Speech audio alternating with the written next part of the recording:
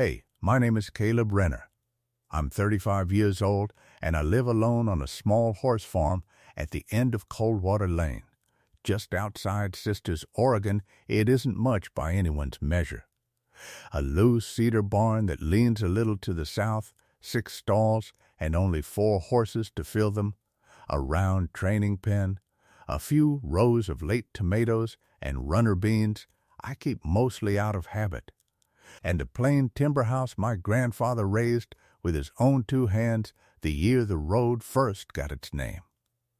There's a wood stove that smokes when the wind comes off the mountains, a porch with a lantern I light every night out of stubbornness more than need, and a pasture fence I mend more often than I'd like to admit. But it's enough to keep a man busy from the first gray light until the last.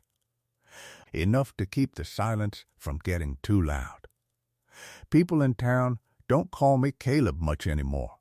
They call me the farrier with the bad hand, or the one who came back wrong from the rodeo circuit. Both are true enough. There's a scar that runs along the back of my right hand and up under the cuff of my sleeve, a knotted pale rope of old burn where a panicked stallion dragged me through a downed electric line 11 years ago. The hand still works. It shoes horses and mends fence and holds a coffee cup. But it doesn't open all the way anymore, and folks notice. Children stare at it. Grown men shake it carefully, like it might come apart. So a long time ago, I stopped reaching out unless I had to. Before the accident, I used to ride. I used to win small belt buckles at small fairs and grin like the world owed me something good. Then the world collected, the way it does, and took my father 2 winters later, and took the prize money I'd saved when the bank that held his note called it due. What I have left is the farm, the 4 horses, a trade in my hands, and a debt. There's a $30,000 balloon payment owed on this land come the last day of the month, money my father borrowed to keep the place when the cattle failed. And the county bank has already told me twice that they will not extend it again. The last day of the month is a Tuesday. The morning the woman came to my gate was a cold Saturday in October. I had 10 days. I want you to hold on to that number, because everything that mattered happened inside it. I'd already done the math 100 ways, and it always came up the same. I could sell the 4 horses, and it wouldn't make a third of it. I could sell my tools, the anvil and the forge my father bought before I was born, and starve the trade that was the only thing keeping me fed. I'd written letters to the bank, gone in twice in my one good shirt, and stood at the counter while a manager I'd gone to school with explained, kindly, the way you explain to a child, that rules were rules and the note was the note. The night before that Saturday, I'd sat on the porch under the lantern with my father's old ledger open on my knee, and I'd come to the quiet place a man comes to when he understands he is going to lose the one thing his family left him, and there is nothing left to try. I'd made my peace with it, or told myself I had. So when a clean black car came up my road the next morning, I genuinely believed I had already lost everything worth taking. That is the kind of foolish certainty the world likes to correct. I was hammering a loose board on the pasture gate when the black car came up Coldwater Lane, slow and careful over the ruts, too clean and too quiet to belong to anyone I knew. It was the kind of car that came to take things, not bring them. I set down my hammer and waited the way you wait for weather. The driver was a thin man in a gray suit who got out and held the rear door, and out of the back stepped 2 people who did not match each other at all. The first was an older woman, maybe 60, draped in a coat the color of money, with silver hair pinned hard and a face that had practiced its disappointment for years. The second was a young woman in a thin dress with no coat at all, holding a single suitcase against her chest like a shield, looking at my leaning barn the way you look at a place you've been warned about. The older woman walked up the path without being asked and looked at me, at my hand, at the house, and she smiled the way frost forms on a window. "You're the Renner boy," she said, "the horseman." I told her I was. She said her name was Vivian Calder, and that she had a proposition that would clear my debt and rid her of a problem in the same afternoon, and that she suggested I listen before my pride answered for me. I have learned in this life that when money smiles at you on a Saturday morning, you should count your fingers after. But I had 10 days and $30,000 and a hammer in my bad hand, so I listened. "This is my niece," she said, not turning to look at the young woman. "Adeline, my late brother's girl. She has been a disappointment to this family in ways I won't trouble you with, and she has made it impossible for us to keep her under our roof another season." She would not name the disappointment, then or ever, and I came to learn it was no disappointment at all, only that Adeline had refused to marry the man her aunt had chosen, a man 3 times her age who held the paper on half the Calder holdings. But that morning all I knew was that a powerful woman wanted to be rid of a girl, and had decided the cruelest place she could think to send her was to me. The plan, she said, was simple and legal. Adeline needed a husband to satisfy a condition in her father's estate before her 26th birthday, or her share passed to the family trust which Vivian controlled. I needed $30,000. "Marry the girl," Vivian said, "and the family will quietly retire your banknote. Treat it as a transaction. We will," she said, "all be free of each other by spring." I looked at the young woman then, really looked, the way I read a nervous horse before I decide whether it's mean or only frightened. She had dark hair pulled back from a face that was trying very hard to show nothing, and her eyes were rimmed red, the eyes of someone who had cried in the car and refused to let any more tears fall in front of strangers. Her chin was up, her hands had gone white on the handle of that suitcase. She was being delivered to a scarred stranger at the end of a dirt road like a parcel, and she had decided she would not let them see her break. I have worn that exact look. I knew it from the inside. So I did something that surprised even me. I told Vivian Calder I would not discuss a person who was standing 3 feet away as if she couldn't hear. I turned to the young woman and I asked her name myself. She blinked like no one had asked her anything in a long while. "Adeline Whitlock," she said. Her voice was low and steady, and it had a crack underneath it, the way ice has water underneath.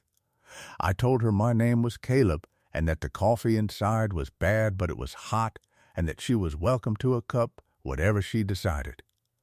Vivian's smile thinned. The lawyer in gray checked his watch. Adeline came inside. Vivian did not.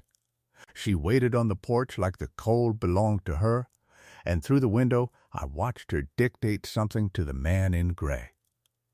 Inside, Adeline sat at my grandfather's table with both hands around the cup and looked at the burns on my hand without flinching, which almost no one does. I told her the truth plain. I told her I needed the money, or I'd lose the only ground my family ever owned. I told her I would not lie to her and I would not touch her, and that she could have the upstairs room with a key that worked, and I'd sleep by the stove. I told her I knew exactly what it felt like to be handed to people who looked at you like a problem, and that whatever happened, she would not be a problem in this house. Then I asked her, since her aunt would not let her speak for herself, whether she actually wanted to do this, because if she said no, I would find another way to pay my note. even if I didn't have one yet. She was quiet a long moment.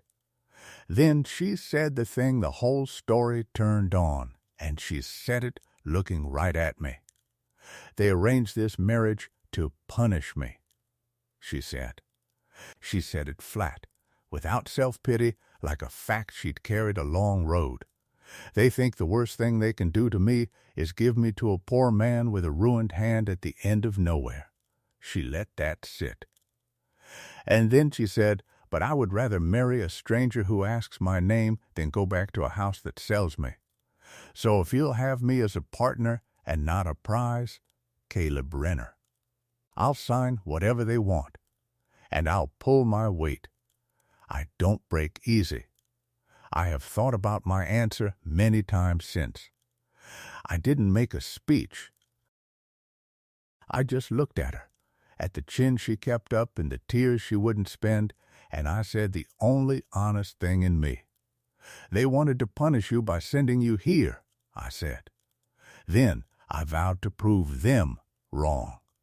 I told her that under my roof she would not be punished a single day, that I'd treat her like the partner she asked to be, and that whatever the Calders thought they were doing to her, they'd find they had done the opposite. She didn't smile. But something in her shoulders came down half an inch, like a horse deciding the man at the gate isn't going to hit it. That half inch was the beginning of everything. We were married 4 days later at the county courthouse in Bend, in a hallway that smelled of floor wax by a clerk who'd done it 1,000 times. Vivian Calder watched from a bench with her lawyer, the man in gray, whose name, I learned, was Prescott. She did not come to wish her niece well. She came to make sure the trap closed, to confirm with her own eyes that the condition was met, and that her brother's daughter was now legally bound to exactly the kind of nobody Vivian believed she deserved. When the clerk pronounced us and asked if I had a ring, I didn't. I'd forgotten, and there'd been no money for it. But Adeline reached into her coat and pulled out a thin, worn band that had been her mother's, and she put it in my hand and folded my bad fingers around it, and she said, "Lo," so only I could hear, "give it back to me like you mean it." So I slid her own mother's ring onto her finger like I meant it, and for 1 second in that ugly hallway, with frost on the windows and her aunt watching like a hawk over a field, it didn't feel like a transaction at all. It felt like a promise I intended to keep. The first days were careful, the way two people are careful around a fire they're not sure of yet. Adeline took the upstairs room, and I kept my word and slept by the stove. The note got paid. Prescott wired the $30,000 to the county bank the Monday after the wedding and sent me a single line confirming it. No warmth in it, like a man closing a drawer. For the first time in 2 years, the land was mine free and clear, and I should have felt lighter than I did. Instead, I kept thinking about the look on Adeline's face when the car drove off and left her standing in my yard with one suitcase, watching the last of her old life disappear down Coldwater Lane, and how she'd turned to me and asked, very simply, where she could be useful. That was the thing about her I hadn't expected. She didn't sulk, and she didn't sit. The second morning I came in from the barn and found she'd thrown out the stale bread I'd been ashamed of and made a proper breakfast out of almost nothing. Eggs from my own hens I'd been too tired to gather right, and she set a plate down in front of me without a word, like it was the most ordinary thing in the world for someone to have cooked for me. I hadn't eaten a meal another person made in this house since my father died. I had to look out the window a while before I could say thank you. She learned the farm fast. She'd grown up rich, but not soft, it turned out. Her father had kept horses before he died, real ones, not show ponies, and she knew the back end of a horse from the front. which is more than I can say for half the men who hire me. By the end of the first week, she was holding lead lines while I worked, talking low and steady to a mare that hated the rasp, and the mare settled for her in a way it never settled for me. "You've got good hands," I told her. She looked at her own hands like she'd never been told they were good for anything. "We're a match set then," she said, and almost smiled and tipped her chin at my scar, the bad hand and the good ones. We fell into a rhythm, mornings in the barn, afternoons mending what 11 years of just getting by had let go. I fixed the cabinet hinge in the kitchen that had hung crooked since before my father passed, and she stood in the doorway and watched me do it one-handed and said, "You fix everything, but you won't fix that porch step that nearly killed me twice." So I fixed the porch step. She put wildflowers from the ditch along the lane in a mason jar on the table, and the house, which had been a place I slept, started to be a place I came home to. We didn't talk much about the marriage, what it was or what it might become. We talked about the horses and the weather and, slowly, the dead.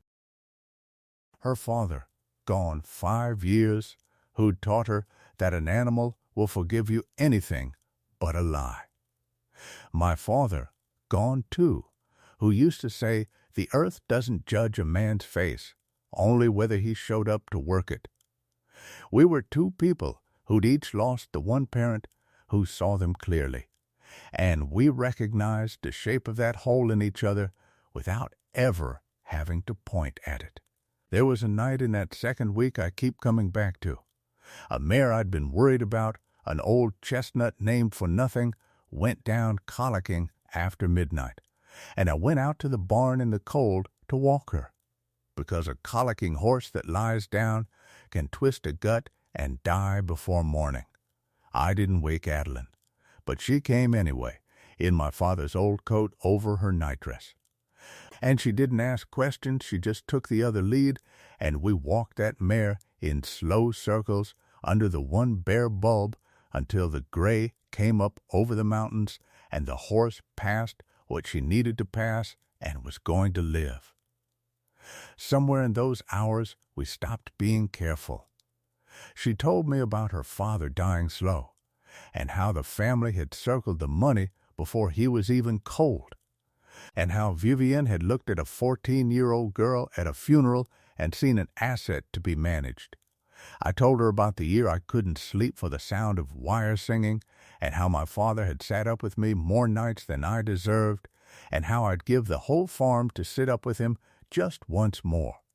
By dawn, we were leaning on the same rail, shoulder to shoulder, watching the mare crop hay like nothing had happened, and neither of us moved away. It's a strange thing to find out you've been lonely your whole life only at the moment you stop being it. After that, the house changed in small ways I didn't have words for. She started leaving the lantern lit on the porch for me when I worked late, so I'd come up the dark lane to one warm window. I started bringing her the first ripe tomato of the morning without making a thing of it, just setting it by her plate. We argued, too, the ordinary way married people argue, about whether the rescue gelding was ready for shoes, and whether I worked myself too hard, and whether a man could live on coffee and stubbornness. She always won the last one. One Sunday after church we drove up into the high country and walked along a creek with the aspens going gold all around us, and she put her hand in the crook of my bad arm without seeming to think about it. The arm everyone else stepped around, and she left it there the whole way back to the truck. I have shod 1,000 horses and built half a barn one-handed, and I have never in my life felt anything as heavy and as light at once as her hand resting easy on that arm like it was nothing remarkable, like I was just a man walking his wife along a creek in autumn. One evening, near the end of the second week, I was splitting wood, and I caught my bad hand wrong, and the rasp slipped and opened the old scar along the back of it. It bled more than it hurt.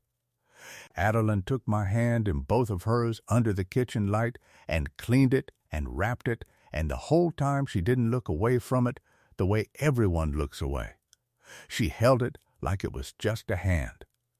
I told her, because I'd never told anyone, how the stallion went through the wire and how I went with it and how for a year afterward I couldn't shoe a horse without my whole arm shaking, and how the town decided the rodeo man was finished and started looking at me like something broken they were too polite to mention. She listened to all of it. Then she pressed her thumb gently along the worst of the scar, and she said the thing I have carried ever since. "I don't see a man who came back wrong," she said. "I see a man who got dragged through fire and still gets up before dawn to take care of things that can't thank him. That's not broken, Caleb. That's the opposite of broken." I didn't know what to do with that.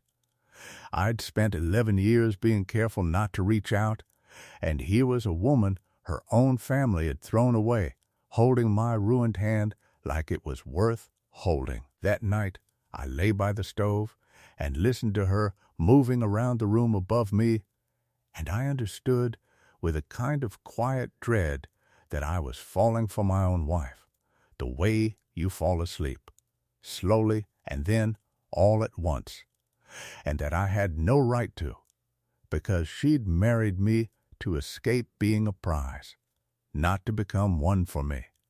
So I said nothing. I just got up the next morning and did the work and kept my promise and let myself be, for the first time in a long time, almost happy. I should have known happiness like that, bought cheap and kept quiet, draws the wrong kind of attention. Vivienne Calder was not a woman who left her punishment to take root and bloom into something good. She'd come to break her niece. And when word reached her that the girl she'd thrown to a poor man was thriving, she came back to finish what the marriage was supposed to start. It started with the town, the way these things do, in the soft, cruel way money has of talking through other people's mouths. We went into Sisters together on a Saturday to sell eggs and the last of the tomatoes at the little farmer's market by the church. And for the first hour it was the best morning I'd had in years. Adeline had a way with people the way she had a way with horses. She had folks laughing at our crooked little stand who'd never given me more than a careful nod. Then I saw the whispers start, 2 rows over, and travel toward us like wind through wheat. A woman I'd shod horses for wouldn't meet my eye. Old Mrs. Pruitt from the feed store leaned to her neighbor, and the neighbor looked at Adeline and then quickly away. By noon, I'd pieced it together. Someone had been making calls. The story going around was that the Calder girl had only married the cripple to hide a scandal that she was carrying another man's child and bought herself a desperate husband to cover it, and that the whole thing would be annulled the second it was convenient and the poor fool farrier left holding nothing. Adeline heard it from Mrs. Pruitt's neighbor directly, who said it to her face under the guise of concern, the way the worst cruelty always wears the coat of kindness.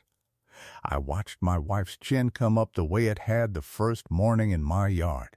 She didn't cry, and she didn't run. She said, clear enough for the rows around us to hear, I married my husband because he asked my name when no one else in my family would. Believe what you paid to believe. Then she packed up our stand with steady hands, and we drove home in a silence that wasn't between us, but around us. Halfway up Coldwater Lane, she said, very quietly, it's Vivienne. She does this. She can't stand to lose, so if she can't keep you small, she'll make sure everyone treats you like you're small. And I realized the marriage hadn't been the punishment at all. The marriage was just the beginning. The punishment was meant to follow Adeline wherever she went, for the rest of her life until she crawled back. 3 days later, the second blow came, and this one had paper behind it. Prescott's gray car came up the lane again, and this time he didn't get out. He rolled down the window, handed me an envelope, and said only Mrs. Calder thought you'd want time to find a lawyer. Then he drove off. Inside was a petition filed in county court to have the marriage annulled and the $30,000 declared a fraudulent inducement, repayable in full within 30 days.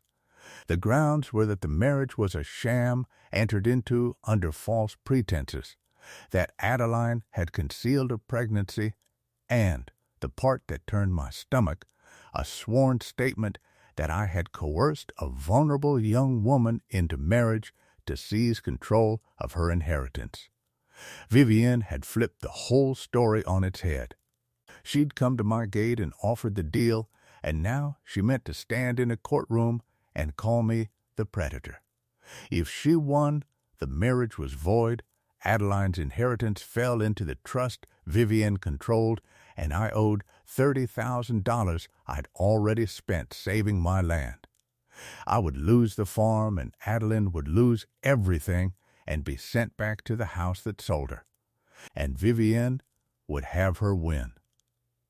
That night was the worst of it. A storm came down off the Three Sisters, cold rain turning to sleet, and the power went out, and we sat by the wood stove with a lantern between us and a petition on the table like a dead thing. Adeline said I should let her go. She said it staring into the stove. She said, if you give them what they want, if you say I coerced you, they'll leave you the money and a farm, and they'll take me, and you'll be free of all of it. She said it like she'd already decided to be the one thrown back to spare me. And I understood then that she'd spent her whole life being told she was a problem, and that the most natural thing in the world for her was to step in front of the harm and call it her fault. I'd promised myself I'd never reach out unless I had to. I reached out.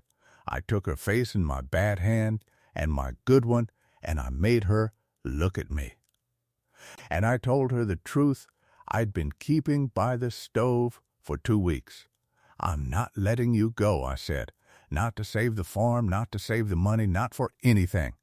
They sent you here to be punished, and instead I fell in love with my wife, and I am not handing you back to them so they can finish breaking what they couldn't break the first time. She went. Very still. The sleet hit the windows. And then Adeline Whitlock, who didn't break easy, broke just a little, and she leaned her forehead against mine and said, low and fierce, then we don't run, and we don't let them lie. We fight. Outside, the storm hammered the mountains. Inside, for the first time, we were not two strangers in a deal. We were a married couple with a war to win. We didn't have money for a city lawyer, so we did the only thing two stubborn people with 10 days and the truth on their side can do. We started gathering it. Adeline knew her own family the way I knew horses, and she said the same thing she'd said in the yard, she does this. She'd watched Vivienne do it before, to a cousin, to a business partner, to anyone who slipped her grip. Always the same shape. An offer made in private with no witnesses, then a lawsuit that called the other person the liar. The first call I made was to my neighbor down the lane, Hollis Pyle, who'd farmed beside my father for 30 years and had, it turned out, been on my porch fixing the well pump the very Saturday Vivienne came to make her offer. He'd heard the whole thing through the open window. He didn't even let me finish asking. I'll swear to every word that woman said, he told me. I heard her offer you the deal with my own ears. She came to you. You didn't go to her. The second piece came from Father Donovan at the church, who'd known the Calder family longer than anyone, and who, when I told him what was happening, went quiet and then said, "She did this to a man named Abel Reyes 4 years ago, ran him out of the county with a lawsuit just like it." And I always wondered. He made a call. Abel Reyes, it turned out, had kept every document. So had the cousin Adeline remembered. By the time the week was out, we had 2 other people who'd been offered a private deal by Vivienne Calder and then sued for fraud the moment they had something she wanted, both with the same lawyer, Prescott, both with the same sworn statement language, nearly word for word. The last piece was the smallest and the sharpest. Adeline's cousin Junie worked as a clerk in the county recorder's office, the one corner of the family that had no money and therefore no use to Vivienne, and Junie quietly pulled the trust documents. The condition in Adeline's father's will wasn't what Vivienne had told me.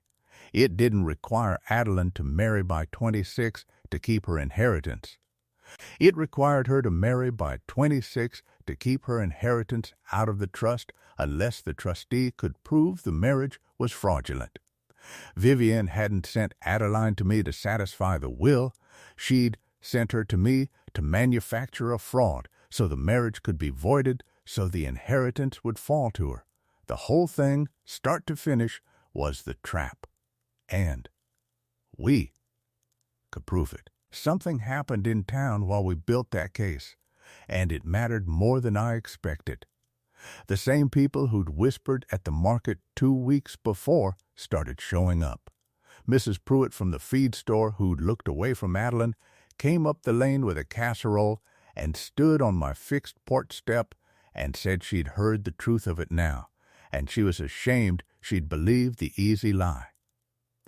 And would we let her tell the judge that the Calder woman's story had come to her from a paid telephone call and not from God's honest fact?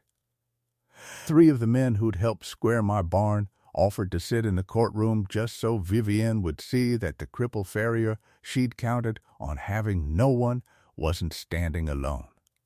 I had spent 11 years certain the town had written me off, and it turned out the town had only been waiting, the way people do, for a reason to come back.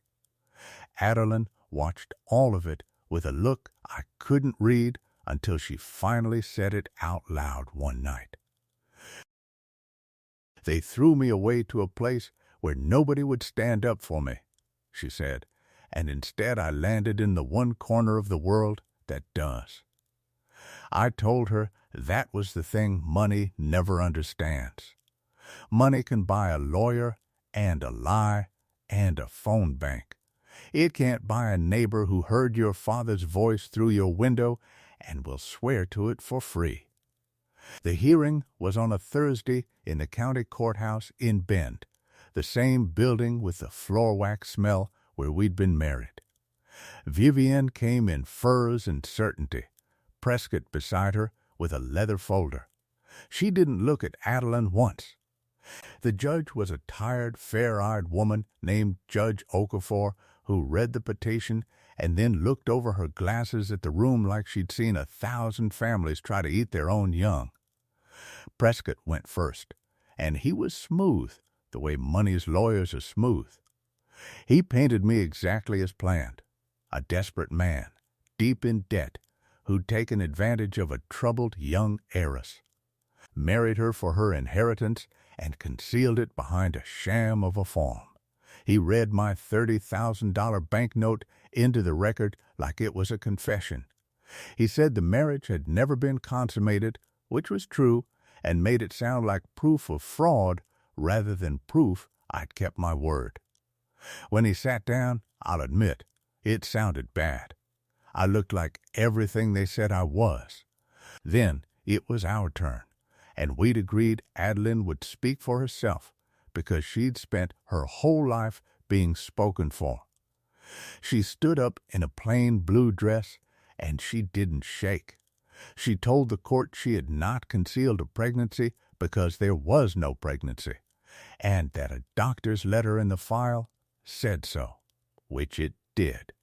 She told the court her aunt had come to Caleb Renner's gate and offered the marriage as a transaction with a witness who'd heard it. Hollis Pyle stood up in his one good shirt and swore to every word he'd heard through my window that Saturday. Then Father Donovan testified about Abel Reyes, and Abel Reyes himself testified about his own private deal and his own identical lawsuit. And the cousin testified about hers, and Prescott's smooth face stopped being smooth somewhere in the middle of it. And last, Junie laid the trust documents on the clerk's desk, the real condition in the will, the one Vivienne had lied about to me in my own yard. The one that proved the only way the inheritance reached her was if she could manufacture a fraud and void the marriage. The room was very quiet. Judge Okafor read the will twice. Then she took off her glasses. "Mrs. Calder," she said, "you came before this court asking me to void a marriage on the grounds of fraud." The judge's voice was level, and it filled the room. "What the evidence shows me is that the only fraud in this matter is the one you designed. You offered this man a transaction in private, with a witness, and then asked me to punish him for accepting it. You have done this before, to others, with this same attorney and this same language. And you told this court the terms of your brother's will were one thing when they are plainly another." Vivienne started to speak, and the judge raised one hand and did not let her. "The petition for annulment is denied," she said. "The claim that the $30,000 was a fraudulent inducement is denied. This marriage is valid." And she looked at Prescott a long moment and said she would be referring the pattern of identical filings to the state bar and the false statements in the sworn affidavit to the district attorney. Vivienne Calder stood in her furs in the middle of that room while every person in it turned to look at her, and for the first time since she'd smiled like frost in my yard, she had nothing to say.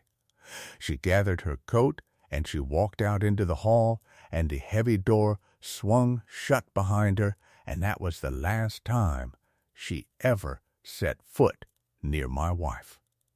A year after the cold Saturday, a black car came up Coldwater Lane to leave a woman with one suitcase.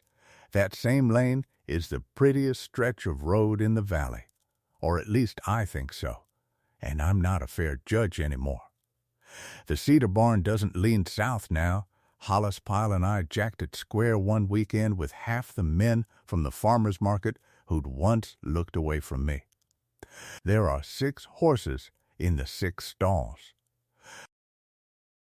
The inheritance Vivienne tried to steal came to Adeline clean, and the first thing my wife did with it was not buy a thing for herself, but pay off the lien on Abel Reyes's land, the man Vivienne had run out of the county years before, because she said no one should lose their ground to that woman twice.